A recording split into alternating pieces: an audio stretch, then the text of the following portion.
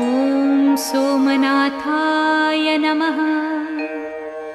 ॐ मल्लिकार्जुनाय नमः।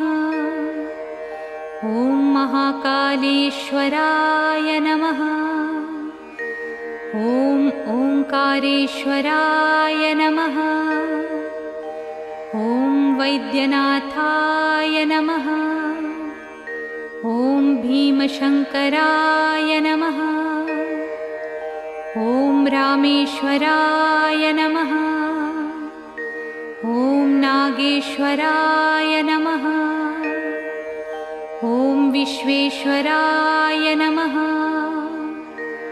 ॐ त्र्यंबकेश्वराय नमः। ॐ केदारेश्वराय नमः। ॐ भुस्मेश्वराय नमः।